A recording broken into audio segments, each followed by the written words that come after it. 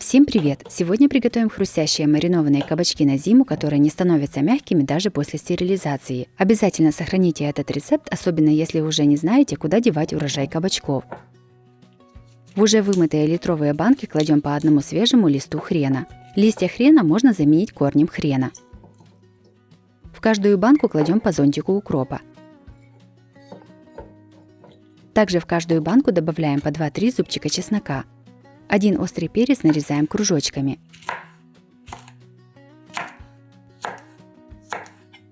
В каждую банку кладем по 2-3 колечка перца. Насыпаем по 4-5 горошин черного перца. И кладем по 2 горошины душистого перца. Кабачки нарезаем кубиками. Лучше использовать молодые кабачки. Если брать более спелые, то шкурку и семена желательно удалить.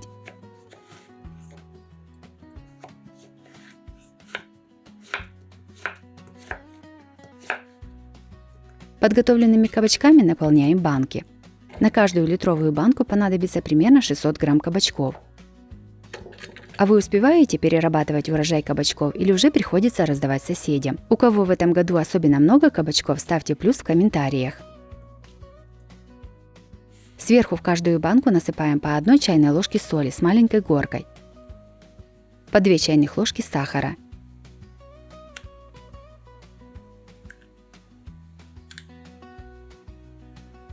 и наливаем по 2 столовых ложки 9% уксуса.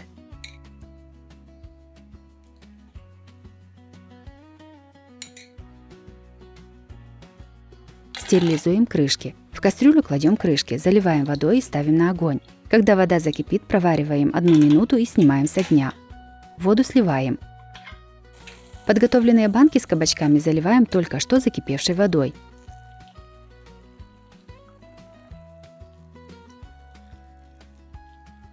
Банки накрываем стерилизованными крышками.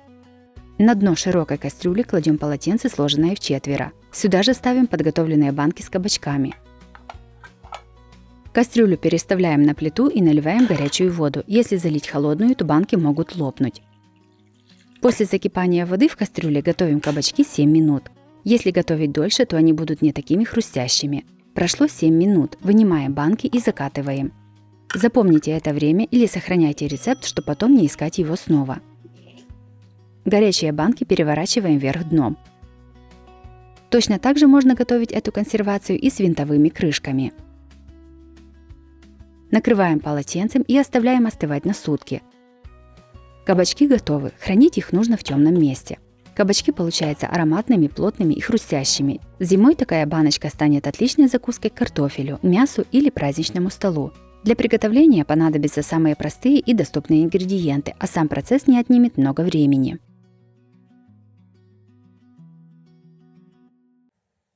Следующим приготовим домашний кетчуп на зиму. Он удивительно вкусный и ароматный. Попробовав один раз, вы всегда будете делать только его. Сначала подготовим все ингредиенты. Помидоры разрезаем на части и вырезаем место крепления плодоножки. Нарезаем их произвольными кусками. Всего понадобится 4 кг помидоров. Этот рецепт прекрасно подходит для утилизации разных помидоров. С помидорами сорта сливка кетчуп получается гуще. Все помидоры перекладываем в большую широкую кастрюлю. У меня кастрюля объемом 12 литров. У сладкого перца вырезаем серединку с семенами. Нарезаем произвольными кусками. Понадобится 3 перца. Перец тоже добавляем в кастрюлю к помидорам. Полкилограмма яблок разрезаем на кусочки и вырезаем сердцевину.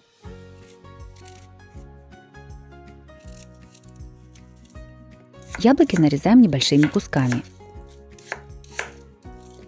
Кладем в кастрюлю. 5 луковиц тоже нарезаем произвольными кусочками.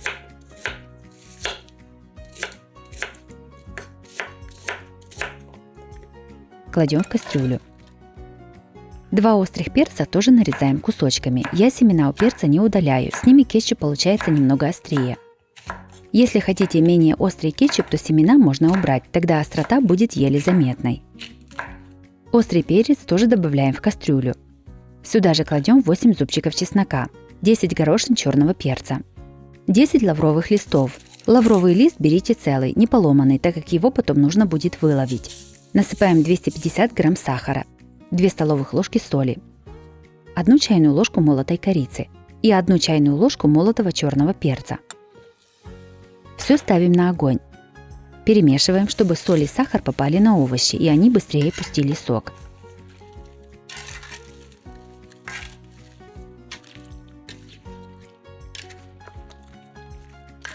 Накрываем крышкой и ждем, пока овощи закипят. Стерилизуем банки. Вымытые банки ставим в холодную духовку. Я их помыла содой. Включаем духовку на 150 градусов и стерилизуем примерно 20 минут. Закаточные крышки кладем в сотейник и заливаем водой. Ставим на огонь. Когда вода закипит, стерилизуем крышки 1 минуту и снимаем с огня и сразу же сливаем воду. Овощная масса закипела. Снимаем крышку и варим на небольшом огне примерно 1,5 часа. Несколько раз за время варки овощи перемешиваем, чтобы ничего не пригорело. Прошло 1,5 часа, овощи сварились. Чтобы кетчуп получился гуще, я сливаю лишнюю жидкость. Всего я забрала примерно 400 мл жидкости. Ее тоже можно закатать в банку и добавить, например, при варке борща. Теперь вынимаем весь лавровый лист. И по возможности вынимайте черный перец горошком. Кастрюлю для удобства можно снять с огня. Всю массу пюрируем погружным блендером. Также можно воспользоваться любым измельчителем, чашей, мясорубкой или перетереть через сито, но нужно будет подождать, пока масса немного остынет. Погружным блендером можно измельчать сразу.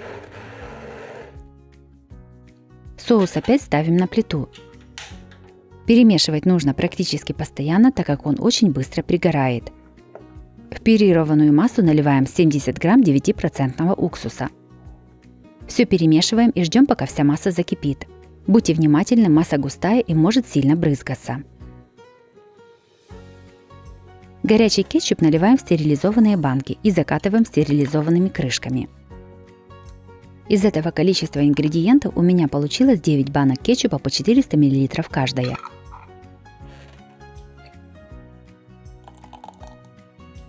Кетчуп по этому рецепту получился очень вкусным и ароматным. Я уже несколько лет подряд пользуюсь этим рецептом и пока не собираюсь его менять. Готовится несложно и его сразу получается много. Если вы хоть раз попробуете такой домашний кетчуп, то откажетесь от покупных навсегда.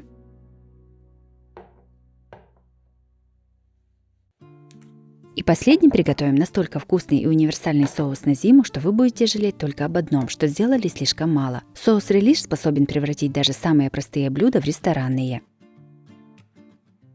Сначала подготовим все овощи. Начнем с огурцов, это основа соуса, их понадобится 700 грамм. У огурцов срезаем хвостики и для удобства разрезаем их вдоль на 4 части. У перца вырезаем серединку с семенами и нарезаем его кусочками. Понадобится 2 красных сладких перца среднего размера. Нарезанные на части овощи значительно быстрее перекручиваются на мясорубке, чем целые. 300 грамм кабачков тоже нарезаем длинными брусочками. У острого перца срезаем хвостик, я семена не выбираю, с ним соус будет немного острее. 2 луковицы среднего размера нарезаем кусочками. Все овощи пропускаем через мясорубку. По желанию вместо мясорубки можно овощи нарезать мелкими кубиками, но это достаточно долго, мне проще и быстрее перекрутить все на мясорубке. Я перекручиваю сразу в кастрюлю, в которой будем варить соус. По объему соуса получится чуть меньше 2 литров, но кастрюлю желательно брать с запасом, чтобы было удобнее варить. Пока перекручиваются овощи, напишите в комментариях, есть ли у вас рецепты необычных и вкусных соусов, которые вы делаете уже не первый год. Будет интересно почитать. К подготовленным овощам насыпаем 130 грамм сахара, 1 столовую ложку с небольшой горкой соли. Насыпаем 1,5 чайных ложки куркумы. Добавляем 50 грамм французской зернистой горчицы, 50 грамм обычной острой горчицы. По желанию зернистую горчицу можно заменить обычной горчицей. Сюда же наливаем 50 мл 9% уксуса. Все перемешиваем и ставим на огонь. После закипания варим соус 10 минут, периодически перемешивая. Закрывать соус нужно в стерилизованные банки. Для этого вымытые банки ставим в холодную духовку. Включаем ее на 120 градусов и стерилизуем банки примерно 15 минут. Для стерилизации крышек кладем их в сотейник, заливаем водой и ставим на огонь. После закипания воды кипятим 1 минуту и снимаем с огня. Воду сливаем. Соус кипит уже 10 минут. Берем маленькую мисочку и насыпаем 1 столовую ложку с небольшой горкой крахмала. И наливаем 100 мл воды. Перемешиваем и сразу же, чтобы крахмал не осел, выливаем в соус. Все перемешиваем и варим соус еще 5 минут после закипания. Готовый соус сразу же горячим раскладываем по стерилизованным банкам. И закатываем подготовленными крышками. Релиш или кетчуп? Напишите всего одно слово в комментариях.